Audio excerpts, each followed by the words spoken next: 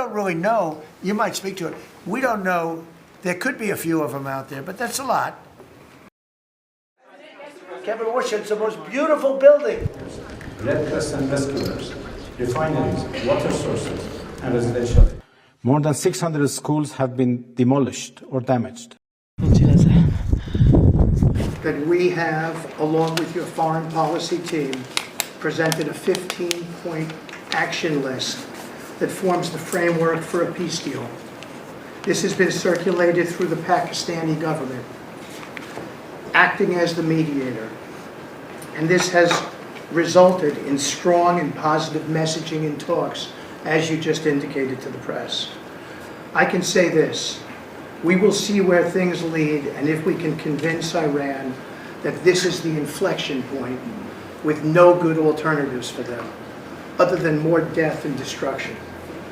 We have strong signs that this is a possibility, and if a deal happens, it will be great for the country of Iran, for the entire region, and the world at large.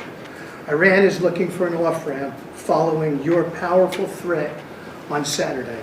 Your indications that you are willing to listen to peace proposals have been well received. You have instructed us that your preference is always peace, and that we should make that our priority. We have delivered that message, sir, along with the 15 points for peace. Finally, we have told Iran one last thing. Don't miscalculate again. Mr. President, do you have a new deadline, given that there are some talks now? Do you have a new deadline before taking?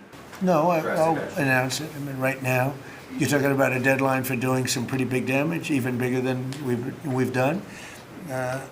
We'll see. Look, we have very substantial talks going on with respect to Iran, with the right people. You know, I told you about a present, right? Steve, can I reveal the present? You can do anything you want. Thank you. They said to show you the fact that we're real and solid and we're there. We're going to let you have 8 boats of oil, 8 boats, 8 big boats of oil. This was 2 days ago. And they'll sail up tomorrow. That was 3 days ago. And I didn't think much about it. And then I watched the news and they said, something's unusual happening. There are 8 boats that are going right up the middle of the Hormuz Strait. 8 big tankers are going loaded up with oil right through. And I said, well, I guess they were right, and they were real. And I think they were Pakistani flagged. Yes. And I said, well, I guess we're dealing with the right people. And actually, they then apologized for something they said, and they said, we're going to send 2 more boats.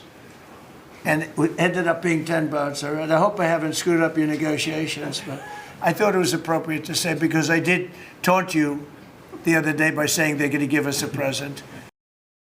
South of Iran. This war of aggression is blatantly unjustified and brutal. They initiated this aggression on 28 February, while Iran and the United States were engaged in a diplomatic process to resolve Americans' alleged concerns over Iran's nuclear program. They betrayed diplomacy for a second time in the course of 9 months by torpedoing the negotiating table.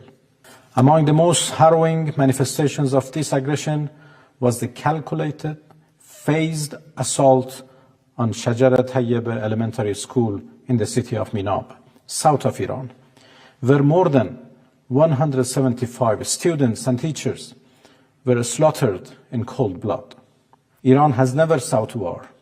Iranians are a peaceful, noble nation inheriting one of the richest civilizations on earth. Yet, they have demonstrated absolute resolve and determination to defend themselves against the brutal aggressors who know no boundary in perpetrating all sorts of crimes, a defense that shall persist as long as needed.